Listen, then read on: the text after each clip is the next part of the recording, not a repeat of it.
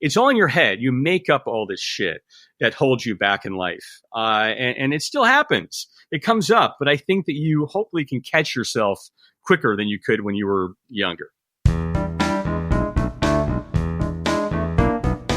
Hi, I'm Will Keck, and you're entering a world gone good.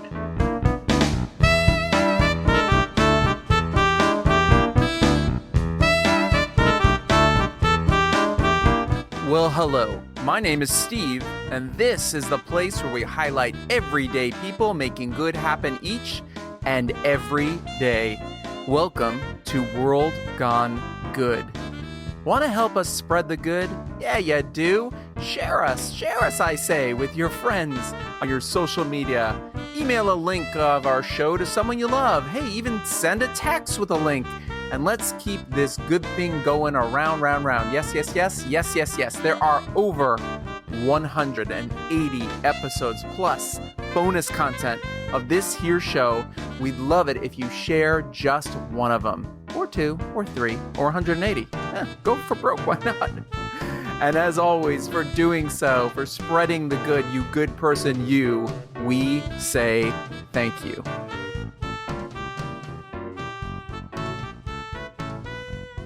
Today, we're going to get a bit scandalous. Oh, yes.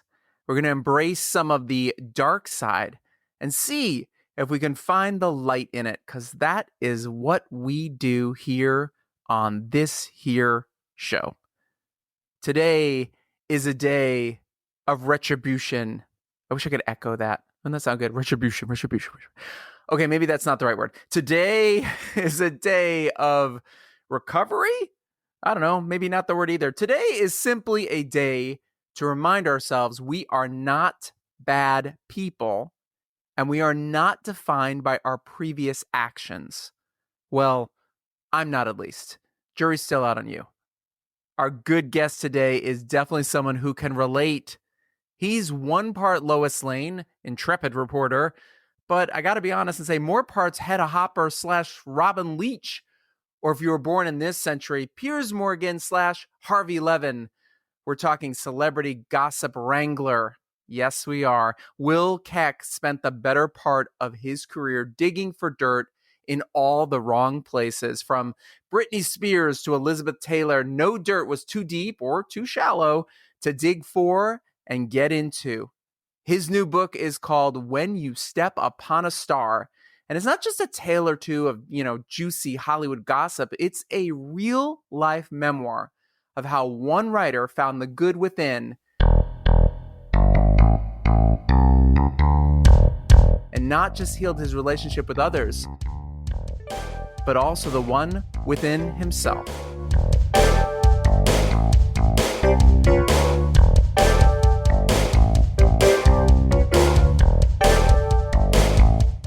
Well, I have somebody with me here today who the last time I believe we saw each other was on the Warner Brothers lot, 11 years ago, 12 years ago, for the third season premiere of a show I did called Pretty.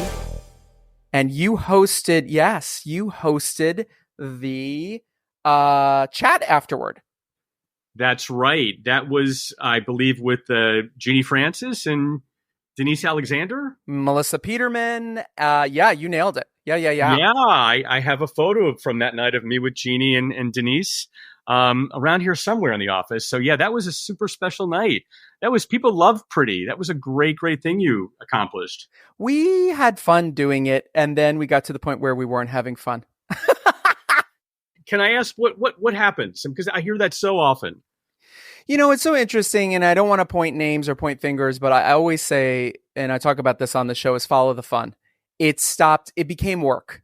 And, when you do a project like that, where everybody's being paid $100 or $150 a day, we paid everybody the same amount of money. So this is no lie. Jeannie Francis and Stacey McQueen and all our PAs, everyone made the same amount of money. We felt that was just, what do they call that? Fair... Favored nation. Favored nations. Thank you. Favored nations. So we just felt, let's pay everybody the same amount of money. That's a great thing. It's a great idea. But when you do this and you do it the first time, it's really fun. The second time, it's really fun. And the third time, you're like, I kind of want to go somewhere else and do something else. And that kind of what happened to the project. People sort of, especially the cast, they just sort of, I don't want to say outgrew it. They just sort of moved on to other things. Well, I just have to ask you, then I'm taking over this interview. I was going to say, what's happening? I know. All right. You know what? Go for it, Steve. So this is funny because it's what you do. Right. No, this it's a bad habit of mine. It's why it took me so long to find a partner, because I went on dates and it was like an interview process. So I'm going to shut up now and let you take control of your show. So here's a question for you. Are you innately an inquisitive person? Oh my God, yes. Always, always, always. And, I mean, this does relate to something in my book. My dad died when I was 5. And my mother kept everything exactly as it was when he died. It was just like almost like she was expecting him to come back from the dead one day. And I mean, his wardrobe, I couldn't touch things in there. I could kind of look at his watch and cufflinks. But I sort of just had this curiosity, what was going on with this guy? And I looked in a closet one time and I found some kind of adult magazines, and it just sort of led me on this journey. And ultimately I confronted my mother many years later, and I found out that he was closeted. Oh, yeah. And it was interesting because I developed this kind of fascination with the Brady Bunch, more than most of us. Here's the story of a lovely lady who was bringing up 3 very lovely girls. All of them had hair of gold, like their mother, the youngest one in curls. And Robert Reed became one of my surrogate TV dads. And then in college, when I found out that he was closeted and died of AIDS, it just rocked my world and sort of was the impetus for me coming out to LA to start meeting all of these celebrities that I substituted for my own family. That's so interesting. Did you realize you were doing that at the time, or is it the kind of thing you look back at and said, oh, that's what I was doing? No, I was aware. It first started with Lucy dying. That felt like family. 100%. And right? Do you remember that? Yeah, no, where were you? I was in college. I know exactly where I was. I was in college. I was in the dorm room. I remember Dan Rather, I believe, coming on and saying it and me going, what? And having that chill feeling. Where were you? I was in a YMCA. You can get yourself clean, have a good meal, and more in Lucille Ball. I was part of a work-study program through college, and I was interning at All My Children. And I was actually keeping a diary of Lucy's progression, and it sounded like she was going to be fine. She'd had some kind of heart surgery, and she was at Cedars. And then when I heard that she was dead, it was like hearing my grandmother had died. And I only remember certain celebrities. I remember, of course, Princess Diana, where I was for that. You remember where you were for that, I'm sure. 100%. I know. I can tell you. Yes, I know the courtyard I was walking through when the manager of the building I was living at on Vista and Fountain in Hollywood came running out. Robin Kalick, hysterical, crying, and said, "Diana's dead. Diana's dead." And I was like, "Diana who?" And then she was like, "Princess Diana," and that wash over us. So this is an interesting thing you're bringing up, because this is a question I wanted to ask you to go into this too. What is this connection we have with celebrities? Well, the human condition. I like I said, I was a lonely kid. I never really felt like I fit in, and I watched a lot of fucking TV. I mean, my favorite shows were family shows. 8 is Enough. I absolutely love that. And I always found something to identify with. With 8 is Enough, it was, again, the loss of a parent. With Alice, I love the show Alice, and I felt like I was Tommy, losing my dad and being raised by a single mom. So I think for me, it was just a way to kind of escape my loneliness. And then when the primetime soaps came on, Dallas and Dynasty and Knots Landing, I was obsessed. And I started like clipping articles out from magazines, not knowing that a few years later, I would be writing for some of these magazines that I was obsessed over. That's so amazing. So you went to college. Did you get a journalism degree, or were you doing an arts degree? Steve, I never took a journalism course in my life. What are you talking about?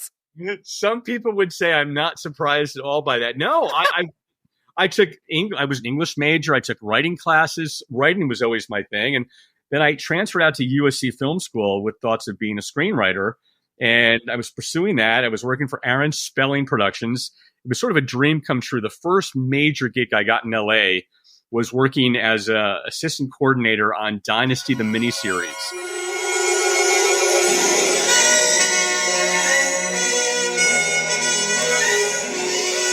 Which was a 4-hour movie that wrapped up all the loose ends when Dynasty was canceled just 2 years later. But then there was an opportunity to go work for the Inquirer and just start meeting all these legends instantly. And that's where I took a different path. Right, because you became a writer, a journalist, what do we call you? I don't want to say a paparazzi. Did you consider yourself paparazzi? No, that's really with a camera. And sure, there were certain times when I did have a camera, but I was mainly, a tabloid.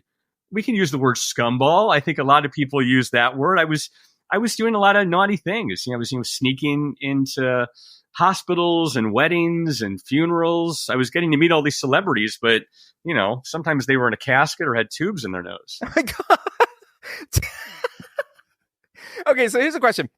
When you got an assignment like that, was there like a rush of when we used to go play Ring and Run or Ding Dong Ditch and hit a doorbell and run? Was your heart going 90 miles an hour, or were you like, I'm gonna meet this person I've always been, I don't want to say idolized, but felt a connection to?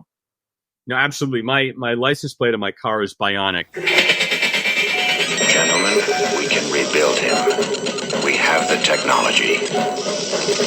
We have the capability to make the world's first bionic man.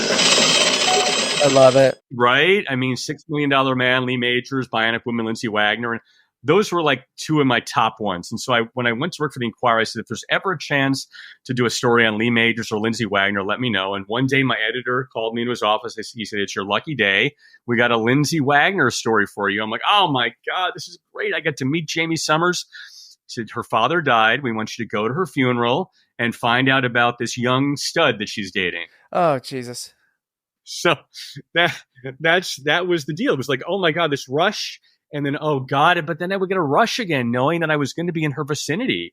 And I ended up crashing her funeral. And I told her that we had a photographer across the way who'd gotten some photos of the two of them. And she said, well, then what do you need? I said, well, maybe just a caption. And she said, well, I'll give you a caption. Fuck you. So here's my idol since I was 7 years old telling me to F off. But things turn around. Right away, things turn around. I said, I'm so sorry. This is a horrible invasion. I started walking away, and she said, well, wait a minute. Come back here. And she introduced me to her boyfriend. She ended up taking control of the narrative. They were launching a jewelry line at the time.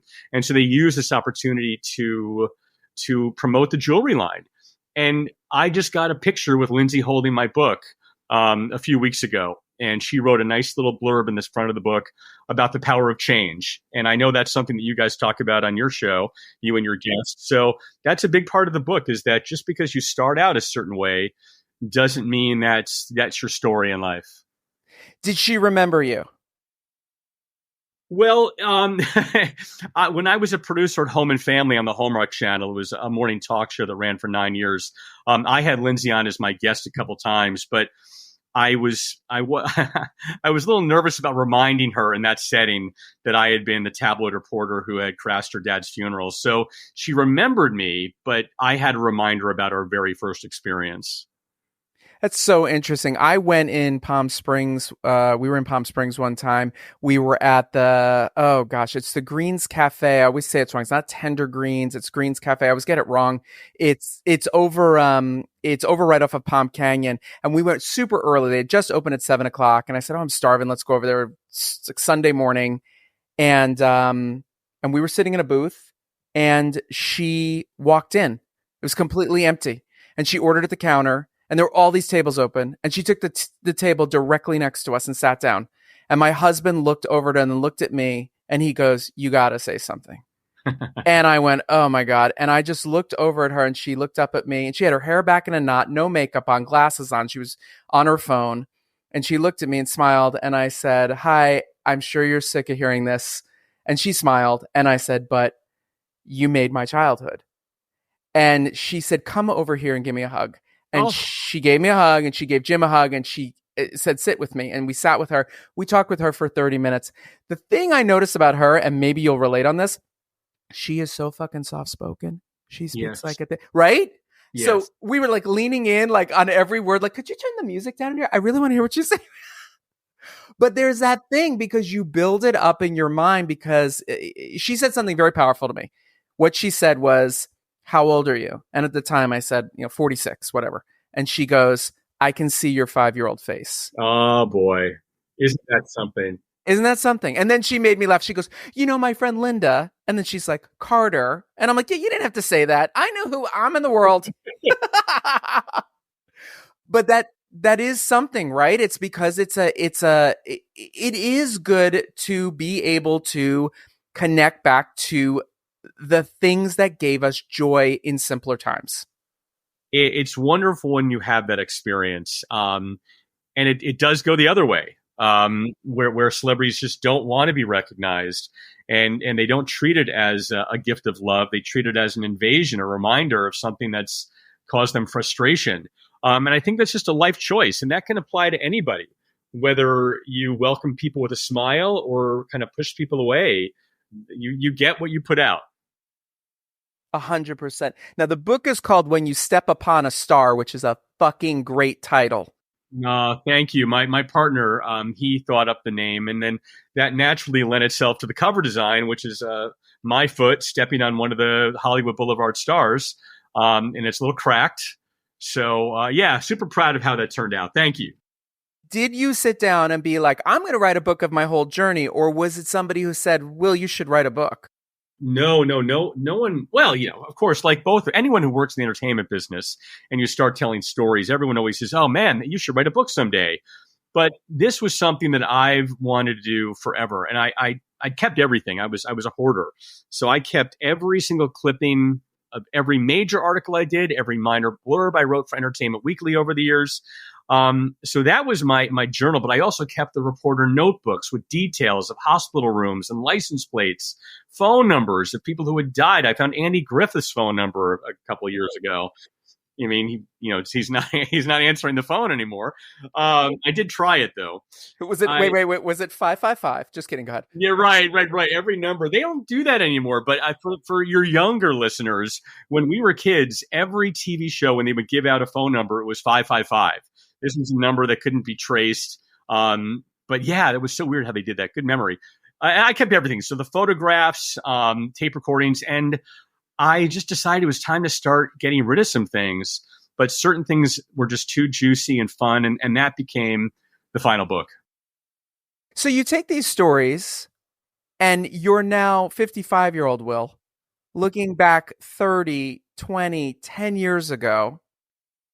Do you have that perspective now? Do you have a cringe? Do you have a, what, I did pretty good with that one that time? Listen, I do it with this show all the time. Believe me, I interview people and go, why the fuck did I just say that? Yeah. No, I don't anymore. I did, and I think the subtitle of the book there is Cringeworthy Confessions of a Tabloid Bad Boy. And I think the word missing there is reformed, because I did make every effort over the years to amend the things I'd done. And when I worked at Home and Family, I continued my love for vintage TV stars by inviting them as casts onto the show. And so I think I did about 15 two-hour cast reunion shows when I was at Home and Family. And that gave me an opportunity to really help these people shine. So I was shining the stars instead of stepping on them. And then with this book, I reached out to several of them and gave them a chance to respond. And many did. I mentioned Lindsay Wagner, but back in the day, I crashed Melissa Gilbert's wedding. She wrote a very nice page from her perspective on things and how we were able to establish a friendship after that. Marsha Cross from Desperate Housewives. When I was at USA Today, I did a sit-down interview in her home, and that morning, nude photos had leaked of her on Perez Hilton, which I brought up in the interview, and it just ruined everything. She wrote a nice commentary. She was actually the first one to offer to do that. So no, the weight of the world is lifted. This is my mea culpa, and I feel like I can breathe, a fresh slate.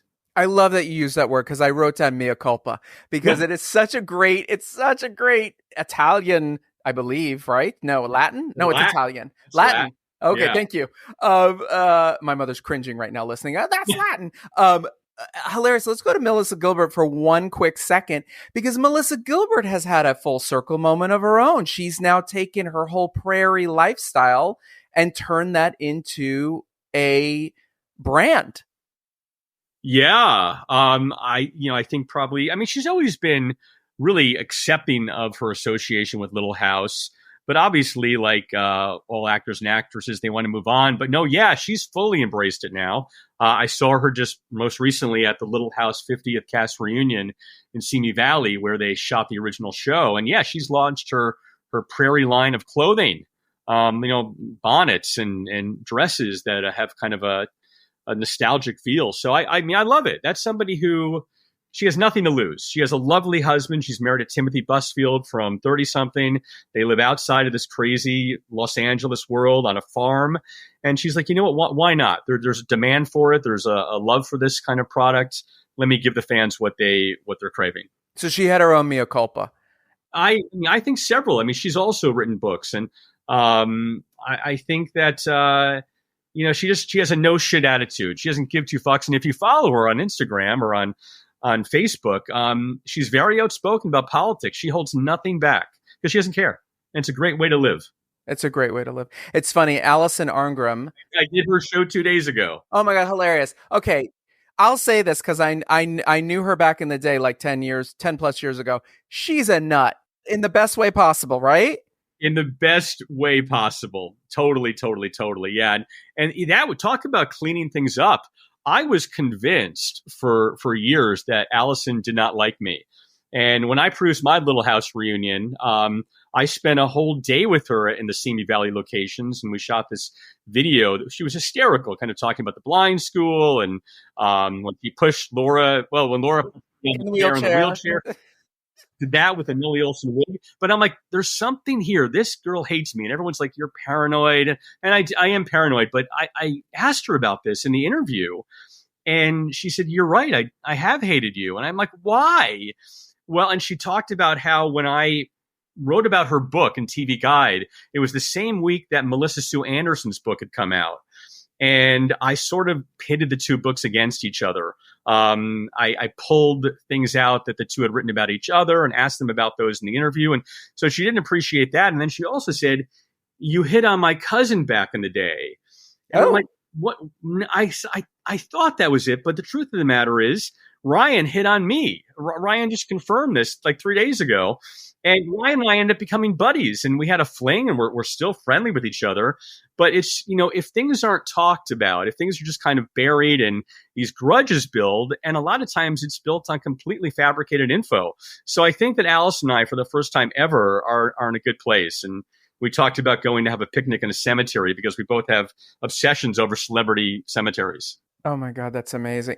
She can deliver comedy with a sneer on her face, and you know that she freaking loves you. So it's really truly like, it's so funny. It's like those moments that are embedded in our mind. You just hit on it too when you were talking, Laura pushing her down that damn hill in the wheelchair.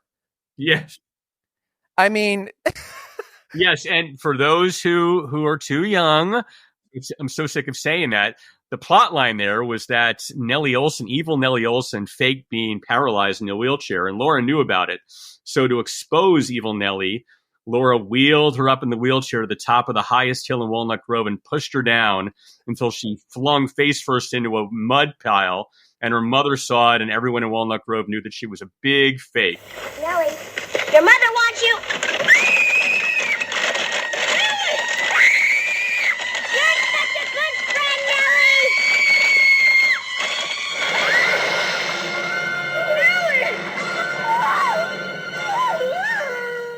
That's hilarious. Okay, so let me ask you about the book now. Did you make up a list of stories that you wanted to retell with the hope that people would weigh in, like the Marcia Crosses and everybody, or did you just say, I'm just going for it? No, that was a last minute thing, and it was partly legal, I guess, giving people a chance to look at it so there would be no surprises. But also, I just thought it would be a really cool addition. And I didn't. Some people said not interested. Some people asked for changes and then contributed. Some people asked for changes and then didn't contribute. Others just through their publicist said, you're good to go, but we're not going to comment. So it was interesting to see what the response was. But no, that was an afterthought. It was really the stories that were most action oriented. I think the book, in a way, can read like a movie. Hint, hint. For anyone interested, subtle hint. But it's me running from security, me hiding in trees, me stealing garbage, me in high-speed chases with everyone from Britney Spears to Elizabeth Taylor. So those are the ones that stayed in the book. Anything that was just more wordy or a misunderstanding, those were pushed aside for a possible not as good sequel book. So you do have to make sure you're not liable, and you do have to get clearance on all this. These are my stories, but what you'll appreciate, Steve, is that I broke these scandals back in the day. This is not about a tell-all of celebrity secrets. I did that. This is really my tell-all, confessing what I did to get these things. It's my apologies. And it's also just talking about the hypocrisy of me going after celebrity secrets while I was keeping the secret of my own about being gay. I was closeted during a lot of this time. And so it's also about my journey to come clean in all areas of my life. And I enrolled in something called the Landmark Forum. Have you heard of that? Oh, yeah. So I did that, and it's basically a self-help kind of a thing. You get out of it what you put into it. And I was in a course with, just by pure chance, Judith Light. And Judith Light I'd known as this, besides the mom on Who's the Boss, I knew she was a big supporter of the LGBTQ community. And during the course of this seminar, I ended up coming out to her. She was the first person I came out to. And that ended up just being a gateway to come out to everybody. And it was so refreshing. I was way later to the game than I'm sure you were, for a variety of reasons. But yeah, I talk about that in the book. I talk about the first time I lost my virginity to a girl, the first time I lost it to a guy. I say how when you're a closeted person, you have two different losses of virginity. So it's very personal. I talk about what I had to do in Vegas to find out that Kelsey Grammer's fiance had not worked for a hooker agency. So I let it all out there. I'm the one whose secrets are being exposed this time. And it's liberating. And kind of like Melissa Gilbert, I don't give a shit anymore. I have nothing to hide. It's really fascinating because as a gay person, I've talked about this before on here, and whether you're gay or straight, maybe you relate. We grow up putting on a celebrity version of ourselves. Many of us did, especially back in the 70s and 80s, right? Yeah. And if we were able to, and if I was able to not lie, but cover who I really was and how I really felt, even though sometimes I didn't know what it meant just yet, to the closest people, my mom, my dad, my siblings, my friends, then it's really not that hard for me to go be douchey to other people, right? That I barely know. Yes. And there's something very connective when you're a gay person and you say that to another gay person, especially in our age range, and I'm talking 1960s, 70s, 80s, 90s, we all get that because we didn't have in the palm of our hands the ability to share, to find out information. It was more going face to face. Wow. And so I think that's interesting because I think to some degree, and I'm not your therapist, but I'm going to therapize you. No, but you know what I mean? You celebritized, as did I, as did many people, ourselves to protect yourself. Who are your celebrity? Who are you impersonating? Who are your muses, do you think? Definitely Lindsay Wagner. Definitely Lee Majors. Definitely Linda Carter. Yep. Those three were the big ones when I was little. But it's like you, I don't want to say you emulate or you identify, but there were moments in my life where I can tell you where I would get really angry or I get really sad or I get really confused. And I would say in my head, what would Steve Austin do? Yeah. What would Jamie Summers do right now? Yeah. Yeah. It's just interesting because it was a protective device that I don't know that we have anymore. And they also had secret identities. Right. Perfect. I mean, my Lindsay Wagner chapter starts, it's just very similar to you. It starts with photos and stories about my interactions with not only Linda Carter and Lindsay, but also Kelly Garrett, Jacqueline Smith, right, Kate Jackson, Cheryl Ladd.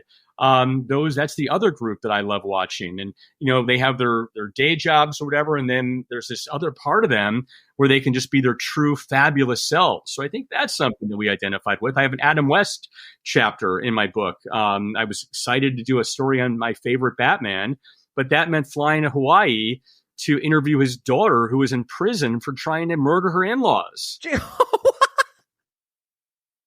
So, you get these assignments and part of you is like, oh, shit. But the other part is, wow, I'm actually getting to play spy. Yeah. This is like a James Bond thing. You're trying to with somebody in prison. It's that excitement we talked about. Totally. And I mean, it was thrilling until it wasn't anymore, until it just felt icky. And I'm like, this is not the person that I want to be in life. But man, I'm glad I have these stories, and I'm glad people seem to care about hearing them. And you just hit upon what we talked about at the very beginning, which is it stopped being fun. Yeah. And I hit this so many times with so many people in my life when they're questioning something, and I just go, "Is it fun? Is it fun? Yes or no?" That's no. If you can't say right away it's fun, yes, it's fun. It doesn't always mean do it, right? You know what I mean? No, what comes to mind there, Steve, is when I was producing for Home and Family, and I had Lisa Vanderpump. And she'd always been just so fun, but she didn't seem so fun this time. And we were talking in her trailer before her segment, and I was going over some questions about Real Housewives, and she was just like, I don't know. And I'm sure she'd been asking everybody this. But she said, what do you think? Should I keep on doing this? And Vanderpump Rules had just started. So I said, well, yeah, if you're not enjoying it, why? You have this fabulous life. Vanderpump Rules, you have more control about what's happening in that narrative. And the show had become so nasty. In the early seasons, I remember Taylor and Kyle and who was Adrian. It was just so much more fun. They were all just kind of experiencing this new franchise and getting to play in that world. And then they just, they added Brandi Glanville, and it just became so horribly crass and bitter. And she was feeling that. And the next season, she quit, all because of me. Let me ask you, before we wrap up, I have 3 questions we wrap up with, but before we get there, there's a question I ask a lot of people. Yeah. If you right now could go back to 10-year-old Will, what would you say to him? Well, I'm not going to say it's going to be okay, because everybody says that, even though I believe that's totally true. I think I would say, don't be scared to go for it. In whatever that meant, in terms of looking at a boy without looking away, going to sleepover camp, even though it seems scary, taking trips to Europe when that just seemed scary and overwhelming. I think you'll agree when you get to a certain age, and this actually hit me a long time ago, what I regret are not the things I did, even the stupid things, it's the things I didn't do. 100%. And I regret, personally, I regret waiting and talking myself out of things. Travel. Bring this up way too much on this show. Travel. If I could do anything, I would have traveled sooner. I waited till 37 to take my first big trip because I was too scared. And it's the unknown, fear of the unknown. And it is scary. I mean, I hadn't been to Europe in a few years, and my partner, he's Austrian. So we just went on a trip to Austria and Germany a couple of weeks ago. And I'd forgotten all the passport stuff and not speaking the language. And it is sort of anxiety provoking until it's not, until you go, wait a minute, I'm not going on a lecture here. This is fun. I have my partner at my side. I'm not going to be in a situation where I can't verbalize. It's all in your head. You make up all this shit that holds you back in life. And it still happens. It comes up, but I think that you hopefully can catch yourself quicker than you could when you were younger. The last 3 questions are super easy. The first one is the easiest one of all. Where do people find the book, get the book, buy the book, and support you and turn it into a movie? Well, I mean, in the ways they generally do, Barnes & Noble, they hosted my opening. So barnesandnoble.com, great way to get it. If you're into Kindle, you can do Kindle. Apple Books, of course, has it. Amazon, they've been offering the Kindle for a while. They're offering all the versions. So, and then my publisher, Jacobs Brown Media, also has it. You can get it directly from them. Great. And where do they find you online to follow you? I trademarked When You Step Upon a Star in all ways. So whenyoustepUponAstar.com. I just launched my When You Step Upon a Star Instagram page, where I've been posting some photos of these celebrities holding up the book. I really could use some new followers there. Facebook, When You Step Upon a Star. It's all there. Easy. And the last 2 questions go back to anything we want to talk about, anything we already talked about, or anything you want to say. Question number 1 is this. This is going to be a tough one for you. Who inspires you? Steve Silverman and his... Stop it. You're not the first person. You and Lindsay Wagner. How about that? Oh my God. Say our names together. I love it. No, who inspires you? I would say my partner.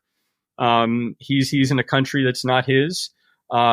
He catches me before I catch myself feeling down. And he always finds a way to get a smile on my face. And the book would not be finished if it weren't for him. He's the one who said, you know what, there's joy and satisfaction in just the completion. Complete it, and whatever else happens in terms of selling it is gravy. And he was right. The final question is not a question. It's just how we end the show. You can answer anything you want to say. Finish a statement. Tell me something good. Well, my book is out, so I've been telling people about that for who knows how long, and now I have a clean slate, and so now I get to invent what's next, and I'm hoping that'll be helping other people write their memoirs. And on my website, there's an opportunity to reach out to me, and I enjoy this process so much. I want to help other people tell their stories.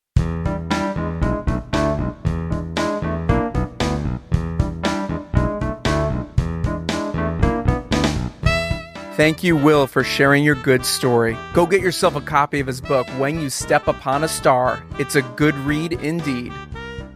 Next time on World Gone Good. I told my students when they were getting nervous about traveling and staying in a homestay or doing something way beyond their comfort zone, a smile is a smile and a cry is a cry. Doesn't matter what language you speak.